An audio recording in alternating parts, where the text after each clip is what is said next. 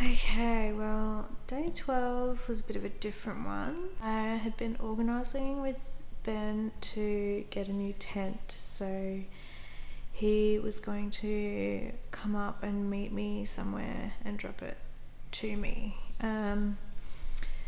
So it was originally planned from Corn to Walkery Creek Camp, I think it was, which would have been a pretty chill day. It wasn't too far, and that trail that day had crossed the highway there, so that somewhere there was where I was going to meet Ben with the tent, probably in at Pitchi Ritchie Park, maybe somewhere like that. So yeah, I sort of got up, got ready and headed out to I went into the Condon Cafe for breakfast. That was awesome. And I actually ran into Matt, so he was finishing in Corn, so that was it. So yeah, he joined me for breakfast. Actually ran into two other hikers that we'd both run into before on the trail as well, so we're chatting to them for a bit. But then yeah, said goodbye and I hit the trail. Well, yeah, hiked out of Corn and got back onto the trail. That was the section with the bull camel property. So went through there. I've never seen it. I've been through there a couple of times now. I've never heard of anyone seeing it, but so yeah, who knows if there really is one in there or not. Yeah, I got to a section where I actually had to cross the railway line, so yeah, I don't know, just always feels a bit sketchy when you have to do stuff like that, but obviously there was nothing coming, so I quickly hopped across that.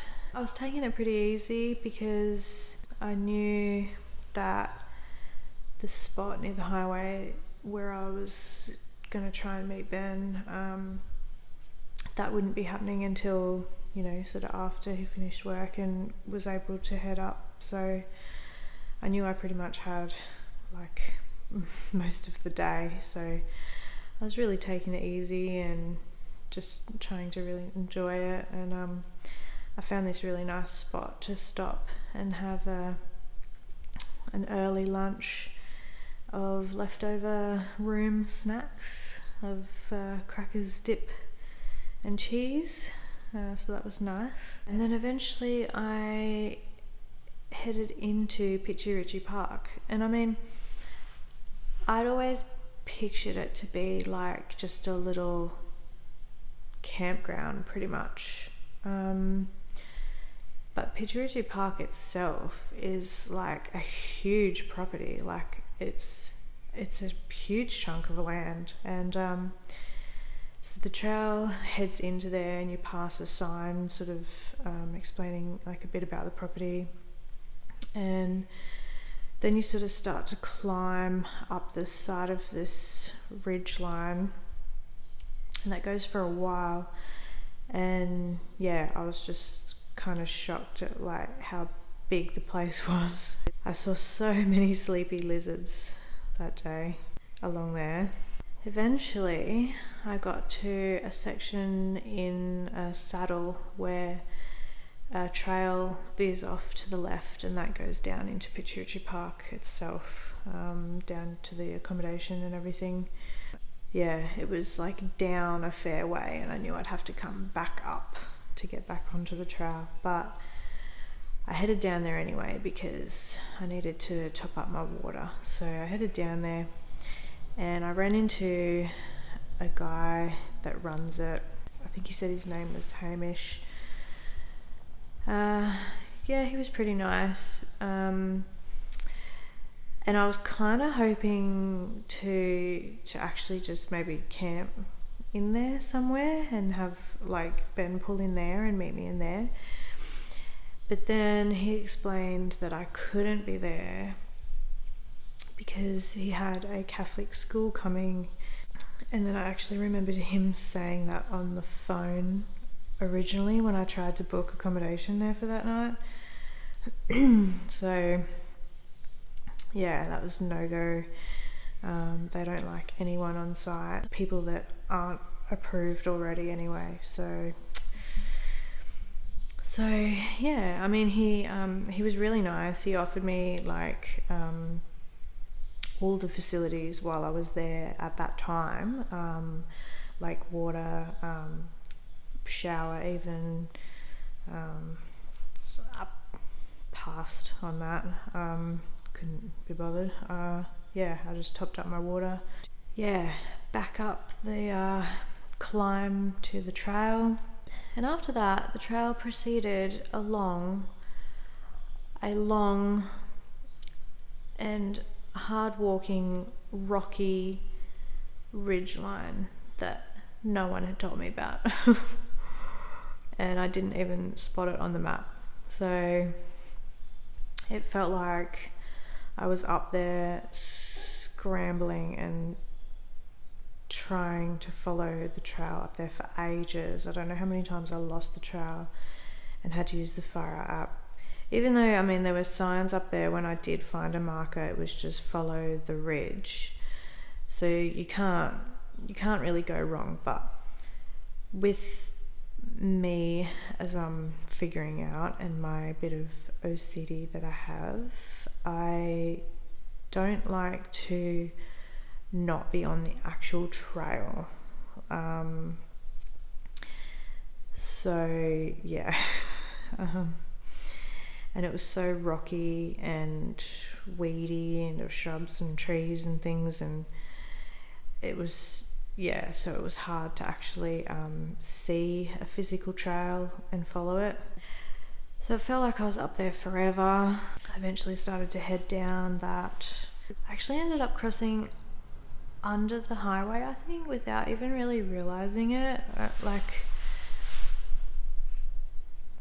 Yeah, I don't know, I was just in trail mode, I guess, like, and then I sort of like turned around and looked back and thought, I have a feeling that Woolshed Flat is like back that way. So I got veered off the trail and crossed this creek and headed up this little hill just so I thought I could see more from up there. And I ended up on this other little park trail. That must be a Woolshed Flat thing. So I ended up on that, and yeah, that took me to like the fence lines of Woolshed Flat. So I ended up walking around and I got in there. Messaged Ben, told him that that's where I was. So yeah, I just pretty much chilled there and waited for him there. I was pooped though. Like, I made an electrolyte drink, I had a snack. Yeah, trying to hike across the top of that ridge like really took it out of me. I looked at the map and the K's, and I was still a few K's from that Walkery Creek camp. So, and I figured it was getting pretty late by the time like Ben would get there and, you know, we'd suss the new tent and everything. I was thinking I may as well just camp, you know, there, like stealth camp there somewhere in Woolshed Flat. While I was chilling there, I had my legs up and I actually noticed how hairy they were, but you can't really see them because they're like blonde hairs since I had like laser hair removal done on them. So I guess that did the job for the trail. Kind of one less thing I have to worry about. Anyway, Ben got there and we set up the new tent and had a sus. It's so good, I love it. It's a roomy one person, so I can still have my pack and everything inside with me, which is great. It's a Mont Moon Dance. It takes a lot of stakes to stake it all out properly, but yeah, I just wanted something that was obviously stormproof.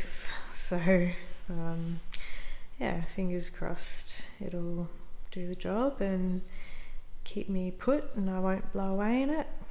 Ben asked me if there's anything I wanted on the way, and the first and only thing I could think of was a cheeseburger, so I had that for dinner. It was awesome.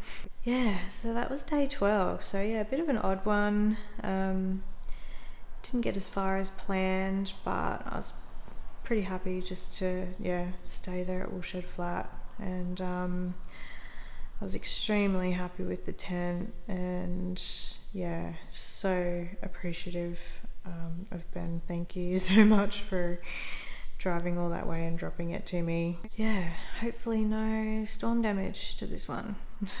See how we go. Yeah, so stay tuned for day 13. See ya.